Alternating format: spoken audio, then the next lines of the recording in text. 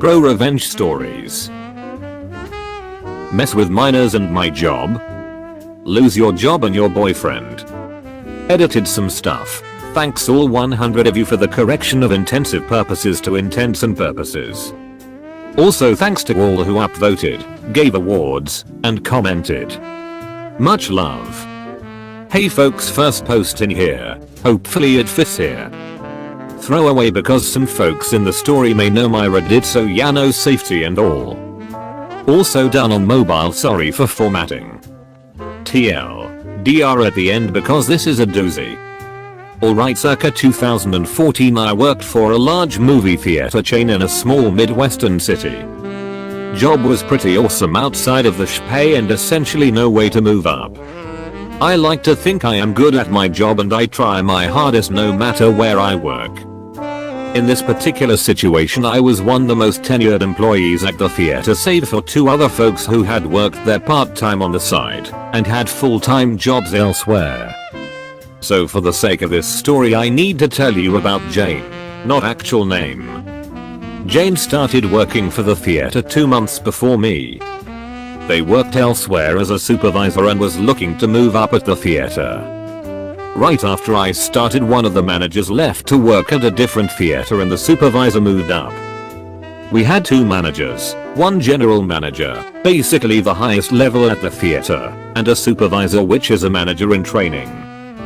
This is important. Jane somehow got the supervisor position even though there was another person who essentially was promised the position due to their continued service at the theater for almost 8 years. There were rumors about Jane sleeping with the GM when she started, and this situation got them going again. I didn't care too much because why would I? I am but a lowly peon in the corporate machine. Anyways, Jane moved up and the tenured crew member left the company because they got screwed over. Once Jane moved up we had a whole meeting about her moving up and how the theater focuses on professionalism and ensuring no favoritism was happening. Specifically referencing how normal crew members shouldn't fraternize outside of work with management. Jane didn't really listen to that though. She continued to hang out with the crew members who were mostly underage and would do various things like go drinking with minors, taking them to bars and buying them drinks, or simply buying alcohol at a store and letting them drink at her house. I honestly have no issue with the drinking at home deal, just adding context. As well, smoke weed with them and post pictures on Instagram. Oh yeah, I forgot to mention Jane had a secret Instagram where they would post pictures of themselves with their friends from the theater. They chose Instagram because none of their family or their boyfriend used Instagram and no one would know, right? Even more damning was her relationship with a 19-year-old that worked at the theater. She had a boyfriend who had been with her for years and honestly supported her for all intents and purposes. Not only did she have a 19-year-old side piece, but also was messing around with a 17-year-old. I even caught them messing around in the break room one time. She essentially threatened me with my job if I told anyone. Honestly, she could have just told me to please be quiet and I would have just judged her silently. Fast forward about a year or so and another one of the managers left for a new job. Jane obviously moved up and someone else took the supervisor position. Now I won't go into too much detail, but despite my tenure and performance I was looked over for the promotion. A newer crew member who was really good friends with Jane got the position over me. This was confirmed by the other manager who let me know that Jane was definitely in good with the GM, who ultimately made the final decision. That being said, I was beginning to sour and making minimum wage for years at a job that couldn't give a shit about my efforts and continued performance. That being said, I was preparing for an exit. Before I get into my exit, it is important to note that Jane had and most likely still has a problem with me. I have talked about some issues I had with her, but I never escalated or even confronted her about anything she did to me up to this point. I honestly left it be. But I didn't like her, and the fact I didn't like her or play along with her bullshit infuriated her. So much to the point where she made my life hell at the theater. When she was a supervisor she didn't have much power, but when she became manager she began giving me shifts, convincing people that I was weird and to avoid me. I mean I am weird but not like avoid me weird, threatening me physically, threatening my job. Her and her gang of misfit a-holes also slashed my tires. I have no solid proof, but my car was parked in the employee lot and yeah, no, only employees can get in. Beyond that she also made fun of my girlfriend, my now wife, for having an invisible illness, MS. She would make her life hell because she had a disability and had some minor limitations. Add together all of this, plus my GF went off to college, plus getting looked over for the promotion. Suffice it to say I found a new job. I had a few close friends at the theater including my now wife who I met while working there. Silver lining right, I had let a few of them know about the new job, but told them to keep it on the DL since it was still 2 weeks away. I had put my 2 weeks in with the GM and asked that he also keep it on the DL since Jean and her posse would frick with me. I told him that I wanted to tell everyone myself so it kept him quiet. Now the important thing about my new job is that it essentially paid me double my wages from the theater. All of my friends were stoked for me. I was taking a job that would also have me making more than the managers at the theater, but also a job that put me on a better track in life. That being said, with Jean and I butting heads on multiple occasions and her track record of messing with me, she decided to get one last attack on me. She started a rumor that I was just going to call out on all of my shifts the 2 weeks before my new job started. With her last act of revenge in motion, the GM approached me and let me know that he wouldn't be scheduling me the last 2 weeks. I tried to explain to him that the rumors were bullshit, that I needed to work because it would be my only source of income. I told him that Jean started the rumor and I started to tell him all of the other stuff as well.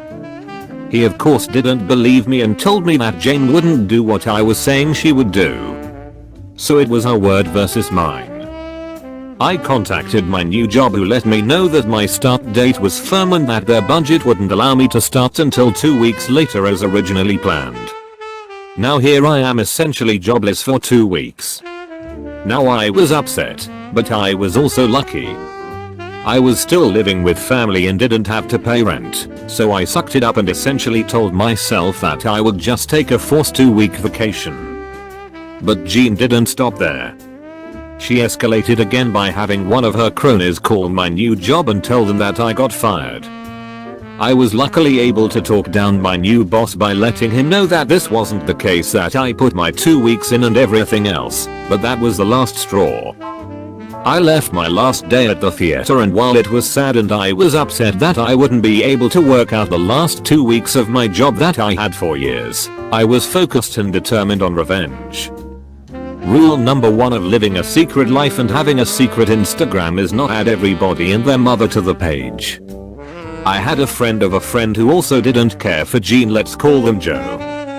Joe and I had gone to high school together and briefly worked at the theater together.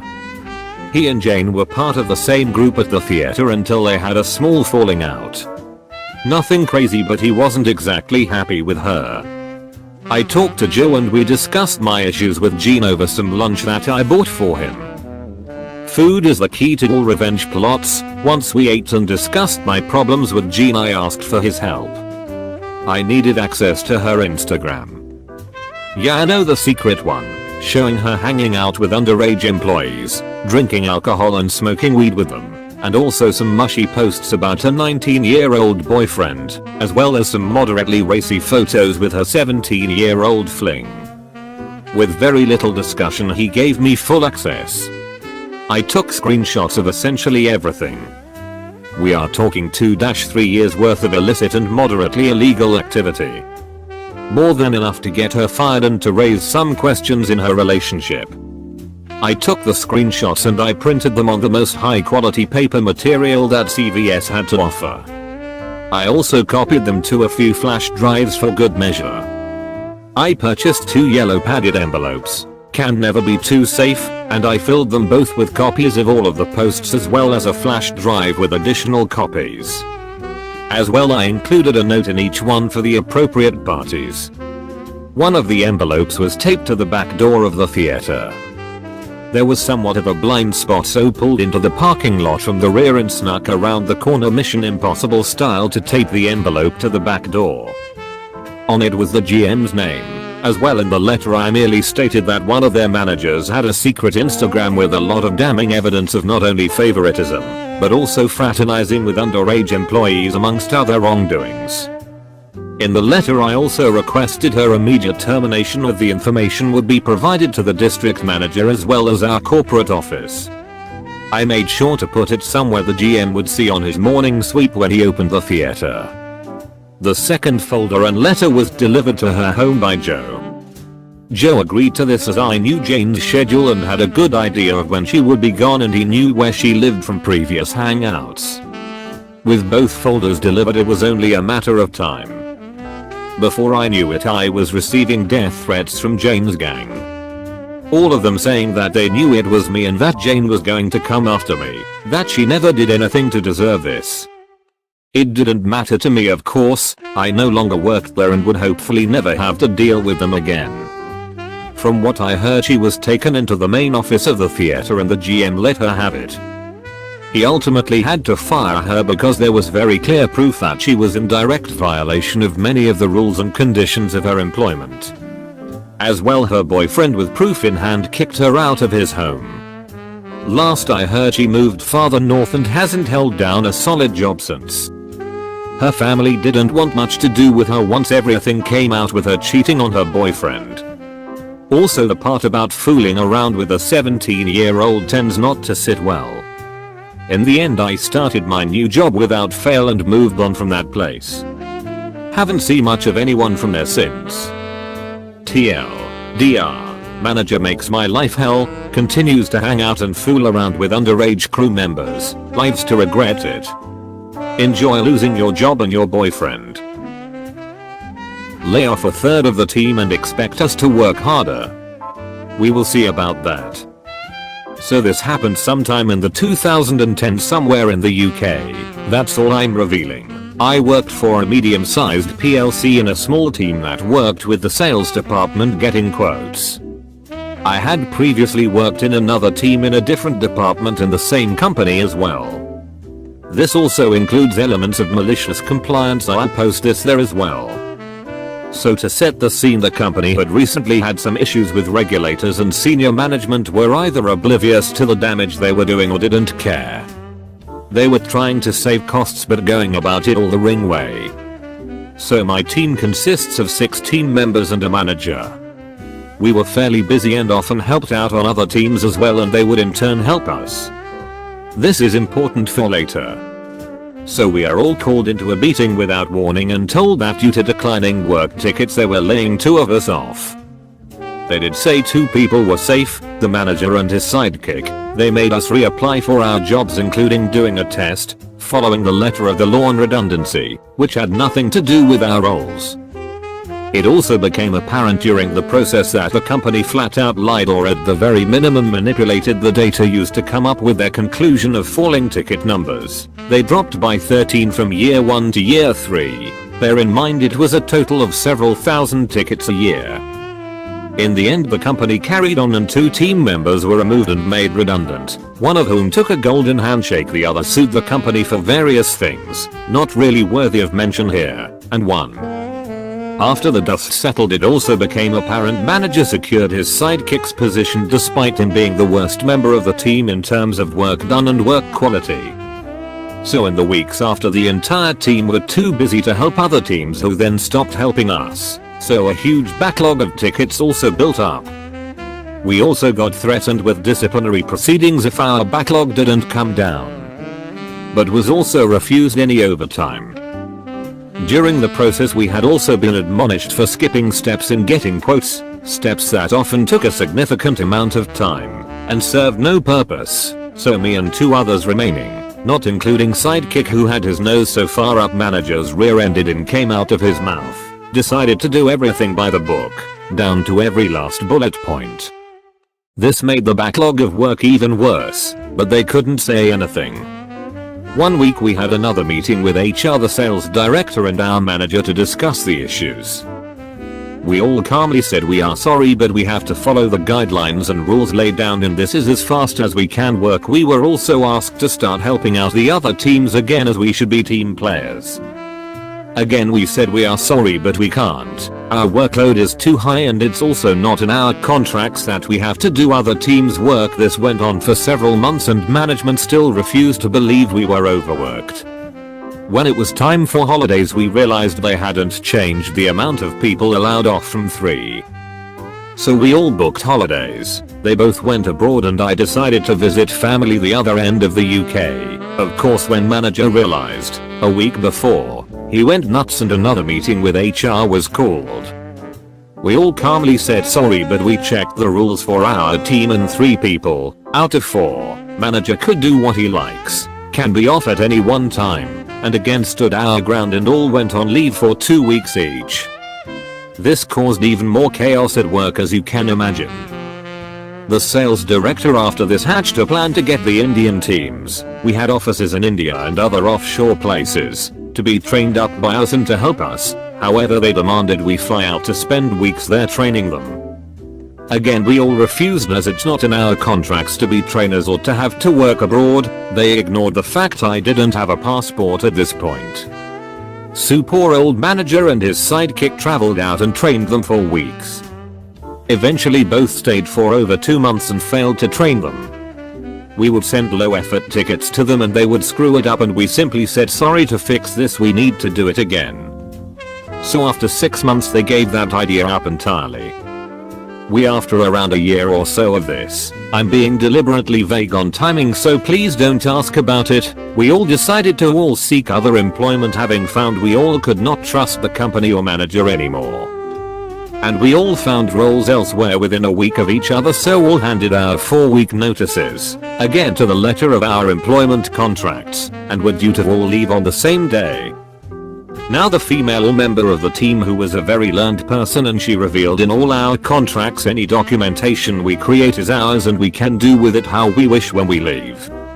So we hatch a plan. In the final week we move all our digital stuff to one location, including all my manuals and cheat sheets for my previous team. They both did the same with their previous positions within the company.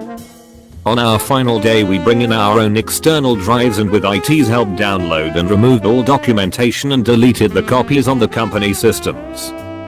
We all said our goodbyes and at the end of the day quite happily told our manager what we had done. He exploded and demanded it back and we calmly tell him not according to the letter of our contracts. This, waving the drives at him, is ours and we choose to remove it with us. We were later told by friends who remained that the sales director had a fit because now no one was doing quotes for him. Gladly we all have had great new places and keep in touch. Deny me workers' comp? Paybacks are a B. While reading the many pleasurable stories of ProRevenge, I was reminded of an act of ProRevenge from several years ago. It was a bad year for me and the economy was not in great shape. Unemployment was fairly high. I had been working at a hardware store but things went bad and the owner sold everything and moved to FL. I finally landed a job at factory. It was shitty work involving putting zinc plating on metal parts. The owner was all about profit and had little regard for worker safety. Somehow he'd get a heads up whenever an OSHA inspector was coming. We'd bust a cleaning, installing safety equipment on the machinery, etc. Once the inspector left, the safety equipment was put back in storage so there would be no wear and tear on it. I suffered through it all, as did my co-workers, because we were young, had no skills or experience, and jobs were scarce. One day the piece of machinery I used, think of something that looks like a concrete mixer, broke while I was loading it with the parts. The drum fell, hitting the bucket I was holding. The bucket was full of metal parts and weighed somewhere around 80 pounds when it was full. This caused me to lose my balance and ultimately injured my back. I tried to tough it out, but I was in a lot of pain. I go tell the foreman. She leaves the floor and finds the owner. She comes back about 10 minutes later and tells me to clock out and go home. I'm young and naive. I know nothing about workers' comp. I spent a few hundred of my own money going to a chiropractor and finally to a doctor. When I go back to work a couple of days later, I am informed that I have been demoted due to my injury. I am relegated to being a custodian, and my hourly pay had been cut. I held on for a few months before quitting and moving on. Here's the ProRevenge. It's a few years later. I have graduated college, got a good job, and am a little older and wiser. I come home from work and am watching the evening news. The state I live in has an office similar to the EPA. The news station did one of those human interest stories and interviewed the man who investigated the illegal environmental stuff. The story was about how he had dropped the bomb on a corporation that had been illegally dumping zinc waste. My ears perked up. You see, that company I used to work for used zinc to plate their little metal parts, lots of zinc. My workstation with the drum? My job was to fill it with the metal parts and then fill the drum with a zinc water acid slurry. Once the parts were plated, guess what the next part of my job was? I dumped the slurry into a trough which led to a hole in the wall of the factory, which led to a ditch, which led to a creek. The factory had been illegally dumping zinc waste into a ditch. I immediately got in my car and drove there. Aha. The factory was still in business and they were still dumping the zinc waste into a creek. I took pictures. I took video. And then I turned it all in, along with the notarized affidavit to that state inspector. The original fine was in excess of 100 grand. They appealed and I don't know what the settlement entailed. The business closed shortly after. Sweet revenge. Thank you for watching. Don't forget to like, subscribe and leave a comment.